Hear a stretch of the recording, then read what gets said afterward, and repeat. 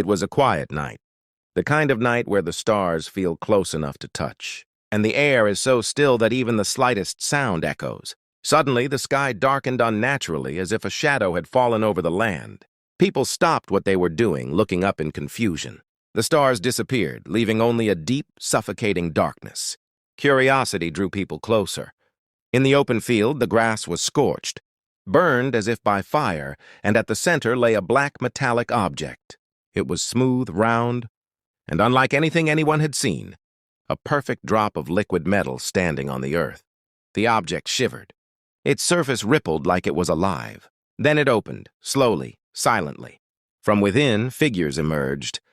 They were tall and thin, with elongated limbs and faces hidden behind translucent masks. Instead of eyes, faint blue lines glowed, pulsing rhythmically. They didn't speak, but a voice echoed directly into the mind of anyone nearby. "You are growing too fast. That frightens us." Panic spread instantly. The figures moved with fluid grace, almost floating above the ground. More flashes of light appeared. In the sky, dozens of similar objects descending silently. Then, just as suddenly, everything stopped. The air went still, the lights vanished, and the night returned to its eerie silence. By morning, the field was sealed off. Soldiers cordoned it, claiming meteor debris, but the scorched earth held strange, impossible footprints, perfectly formed and leading straight into the soil, vanishing as if the ground itself had swallowed them. After that night, life seemed almost normal. Almost. People whispered about the flashes, the hum, and the strange marks in the earth, but the authorities denied everything. The media called it a meteor shower, and slowly the world moved on. A secret team, known only as Project Echo, was formed to investigate. Their sensors picked up repeating signals, 3 tones, always in the same order. At first it sounded like random noise, but soon they realized it was structured, deliberate, almost like a language. When they converted the tones into audible sound, a cold, alien voice filled the lab. "Do not search for us. We are already beneath you." The researchers froze. Then the ground trembled slightly, lights flickered, and the instruments went haywire. The signal's origin wasn't the original crash site. It was deep underground, stretching beneath the city itself. Some of the team wanted to retreat, but curiosity and fear drove them forward. They descended into the tunnels at night. The walls were covered with symbols that pulsed and moved. Reacting to their presence, the deeper they went, the stronger the hum became, until it was a roar inside their heads. And then they felt it, something watching, something moving without touching the ground, floating in the darkness, waiting.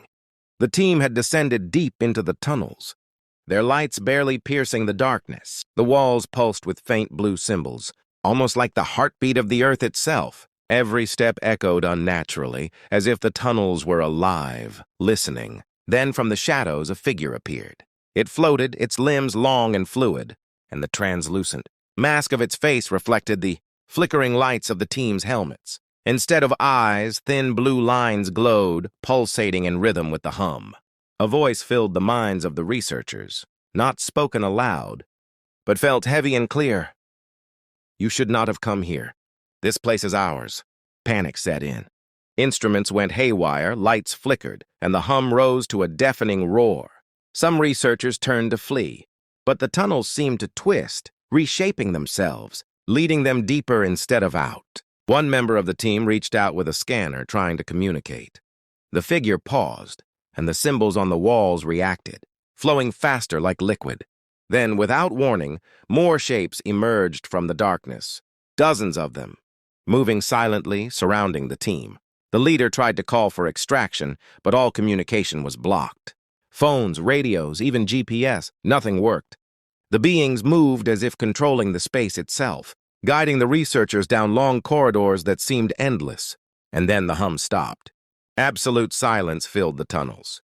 The team realized, too late, that they were no longer exploring. They were inside the core of something alive, and whatever had called them here was watching, learning, waiting. Outside, the city remained unaware, but the hum was spreading. The ground above the tunnels began to vibrate subtly, a reminder that the beings below were no longer hidden, and the surface was no longer safe. The city above had begun to feel different. Subtle tremors rattled windows. and the air carried a faint metallic hum that no one could explain. Authorities dismissed the reports, but underground, the beings were stirring. The tunnels seemed to pulse with a life of their own, expanding, reshaping, almost as if preparing for something.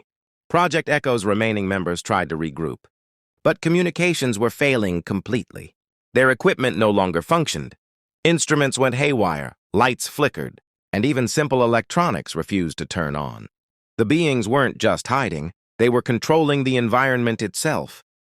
A daring decision was made. A reconnaissance drone was sent into the deepest tunnels. Its cameras transmitted eerie footage, corridors twisting impossibly, symbols flowing along the walls like liquid, and shadows moving independently of any physical source. Then, for a moment, the drone's feed showed them, tall, thin figures, their blue lines glowing brighter than ever. They were watching, analyzing, and the drone's sensors recorded a low-frequency pulse that made every metal surface in the tunnel vibrate. Back on the surface, panic spread quietly. People reported strange dreams, the hum invading their minds, and some claimed to see shapes moving beneath the city streets. Project Echo realized the truth. The beings weren't limited to the tunnels. They were extending their presence, preparing the world above for the day they would fully reveal themselves. The tremors grew stronger. City streets began to buckle in odd patterns, as if something massive moved beneath them. Project Echo scrambled, trying to warn authorities, but every transmission was blocked or distorted. The hum, once subtle, now pulsed through every electronic device and even the air itself, filling people's minds with faint whispers. A small team, desperate for answers, ventured into the tunnels. The walls seemed to breathe, pulsating blue light that reacted to their movements. Symbols flowed faster now, forming patterns that hinted at intelligence beyond comprehension. Then they saw them clearly, dozens of tall figures. Floating silently, their glowing lines brighter than ever. They didn't attack yet. They watched. One researcher tried to communicate, holding up a device that emitted sound patterns matching the ones Project Echo had recorded earlier. The figures paused, the symbols on the walls rippling like water. A voice entered the minds of the team again. "You are persistent. We observe. You may survive, if you understand." The words were a warning and a challenge. The team realized the beings weren't blindly hostile. They were calculating, testing. And above them, the city trembled. A silent reminder that the surface was no longer entirely under human control. For the first time, it became clear. Humanity was not alone, and the coming days would determine who truly controlled the world. The following night, the team returned to the tunnels, this time prepared with new devices, designed to map the environment and translate the symbols. The hum was now omnipresent, vibrating through the very ground, and the walls of the tunnels seemed to pulse in sync with it. Every step felt heavier, as if the tunnels themselves resisted their intrusion. They reached a massive chamber, far larger than anything on the maps, with walls that glowed like liquid glass. The symbols here were different, complex, almost like a language flowing and shifting continuously. And in the center, the tallest figure yet hovered, its lines of blue light brighter than any they had seen. The lead researcher activated a translation device, sending a pattern of sounds into the chamber. The figure responded instantly, not moving, but the symbols on the walls shifted into new sequences, almost forming words. The voice filled their minds. "Curiosity is dangerous. Knowledge is heavier than you can bear, yet you persist." The team realized these beings were not merely observing, they were teaching, or perhaps testing, measuring human understanding and resilience. But as the hum intensified, tremors shook the surface, knocking out power across the city. The city above had begun to change. Streetlights flickered, subway trains halted, and a low, vibrating hum filled the air. People dismissed it at first, but more began seeing shadows moving beneath the streets, shapes that didn't match anything physical. Project Echo realized the beings were no longer confined to the tunnels. Their presence expanded, touching the surface. The tunnels pulsed with blue symbols, shifting as if reacting to human thought. Every device brought in malfunctioned, confirming what they feared. The beings could manipulate electronics and the world above. The team decided to approach the largest chamber. As they moved, the tunnels seemed alive, constricting and expanding, guiding them toward the labyrinth's heart. The air grew thick, and the hum resonated in their bones, a reminder of the being's vast power. Finally, they reached the chamber. Walls stretched impossibly high, shimmering with flowing blue light. Symbols crawled across surfaces like a living language. In the center floated the largest figure yet, taller than any human imagination. Luminous lines twisting in complex patterns. It radiated intelligence and dominance. The lead researcher activated the translation device. A sequence of tones played, matching patterns Project Echo had decoded. The figure's glow intensified, and a voice entered their minds. You intrude upon what you do not comprehend. You exist where your understanding is fragile, yet you persist. Why? The tremors above intensified. Buildings shuddered, power grids flickered, and a low resonance traveled outward, alerting humans to a presence they could neither see nor touch. One researcher projected human patterns into the chamber. The figure tilted slightly, observing, and the symbols on the walls shifted in response. It was a dialogue, testing comprehension, intelligence, and courage. Then dozens more figures emerged, floating silently. The hum surged, resonating through the tunnels and the city. Glass shattered, streetlights bent, vehicles stalled. People panicked. Those near the original crash site felt pressure in their chests, as if the beings were communicating directly with their minds. Project Echo realized the surface was no longer safe. The beings were orchestrators, calculating human response, and humanity had entered a world controlled by something far older and more powerful. The symbols on the walls moved urgently, issuing a warning. The consequences of persistence were yet unknown. The largest figure extended a luminous limb toward the team, not to attack, but to observe. Their presence was absolute, inescapable. The surface no longer belonged to humanity. The largest figure extended a luminous limb toward the team, not to attack, but to observe. Their presence was absolute, inescapable. The surface no longer belonged to humanity. The city trembled that night.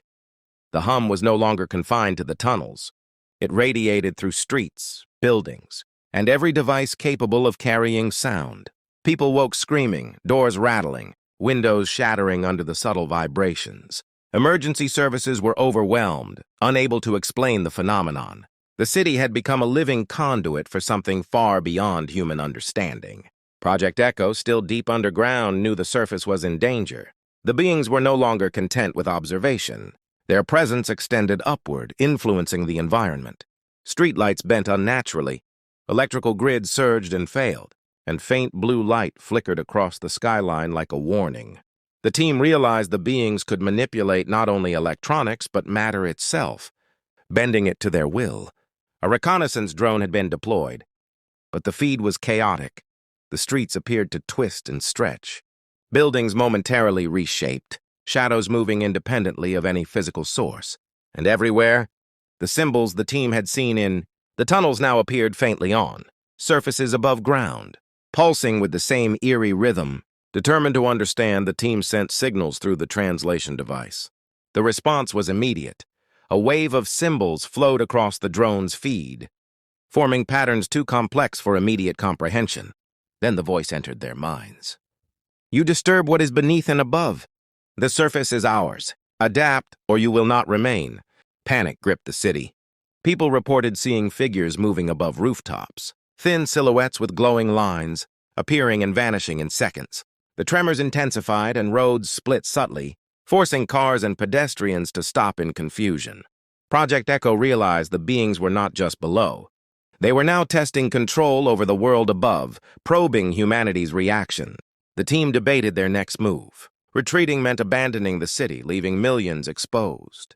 Advancing meant entering deeper into the unknown, facing entities capable of reshaping reality itself. Above them, the hum reached a deafening pitch, resonating through every human nerve. One researcher attempted to transmit a message, not just sounds, but a sequence of lights and patterns meant to signal understanding.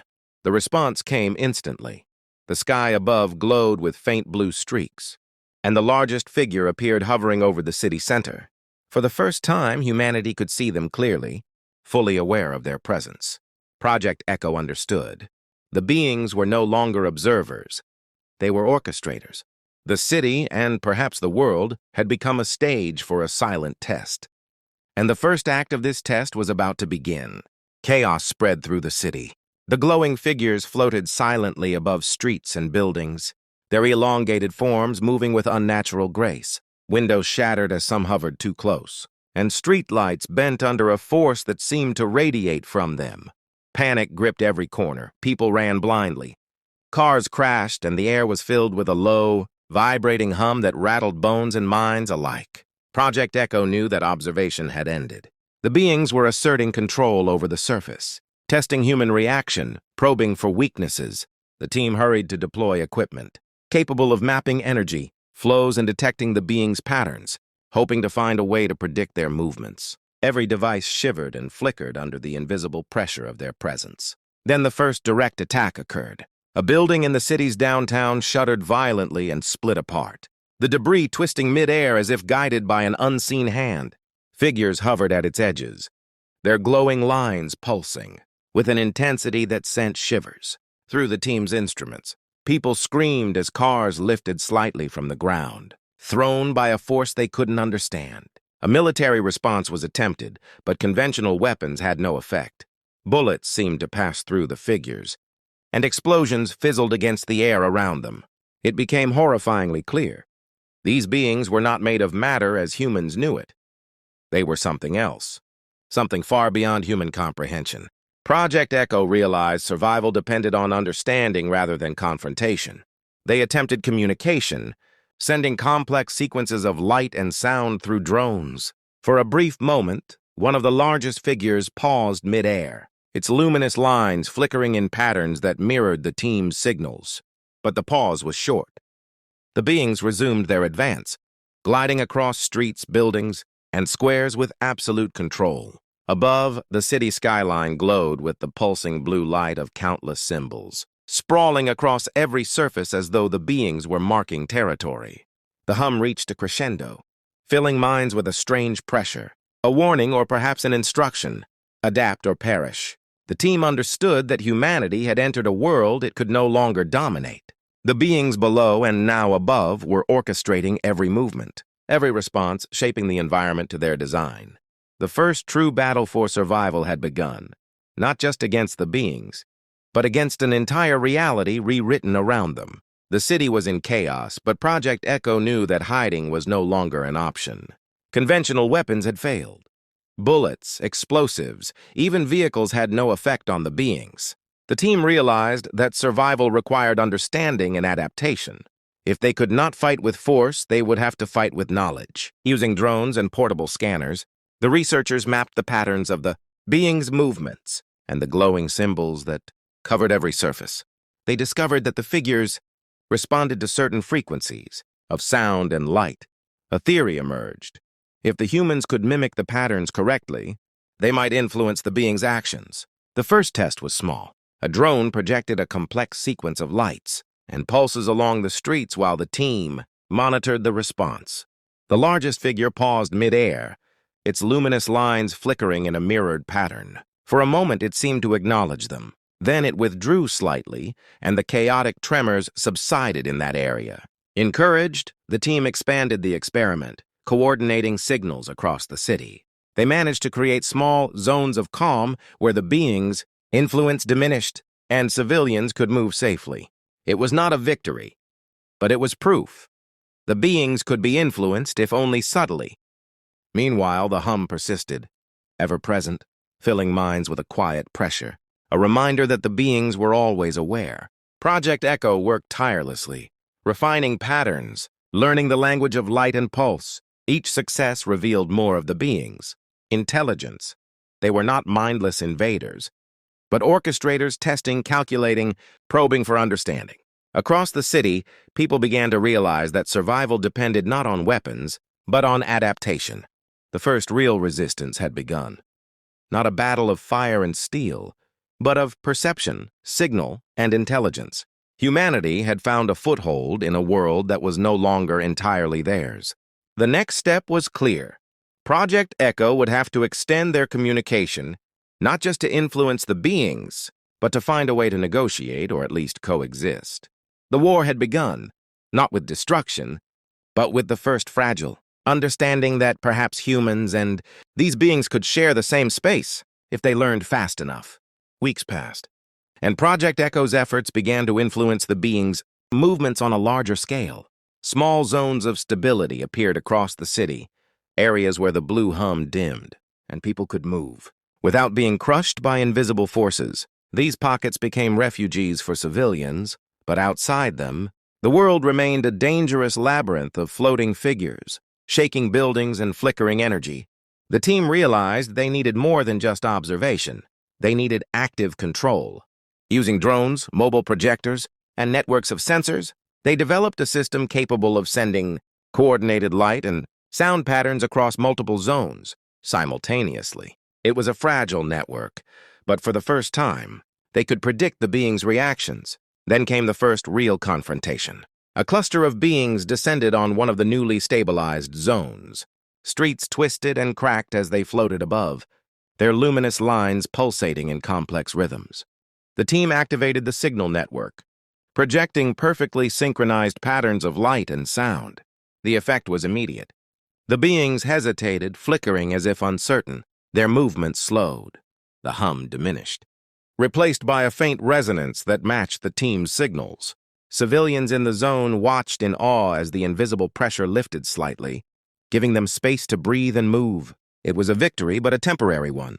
The beings adapted quickly, shifting their formations and testing the humans' patterns in new ways. Each encounter was a learning process for both sides. Project Echo realized that the battle for survival was no longer purely physical. It was a war of perception, timing, and understanding. Meanwhile, tremors on the surface continued to grow. Streets buckled, vehicles were thrown off course, and some buildings collapsed. The city itself seemed alive, responding to the being's presence. It became clear that humanity was fighting not just against intelligent entities, but against a reality they no longer fully controlled. Yet hope remained. Project Echo had proven that influence was possible. If humans could learn faster, adapt better, and synchronize their actions, they might carve out pockets of safety and push back against the seemingly omnipotent beings. The first real resistance had begun, and the city, chaotic, terrified but still standing, was the battlefield, where humanity would prove it, could survive in a world that no longer belonged solely to them. Months passed, and Project Echo's network of light and sound patterns became increasingly sophisticated. The team had mapped not only the movements of the beings, but also their reactions to different frequencies, rhythms, and combinations. Using this knowledge, they could now influence entire city districts, creating larger zones where humans could operate safely. The beings, however, were adapting too. Their patterns shifted unpredictably, symbols on the walls, and surfaces moving in intricate sequences that challenged every strategy the team tried. It was no longer a simple test. It had become a complex dialogue, a battle of intelligence, timing, and perception. Then came the first tangible success. By projecting a massive synchronized signal across several zones, the team forced a cluster of figures to halt mid-air above a residential district. The hum, once deafening, quieted, and the oppressive pressure that had gripped the citizens lifted slightly.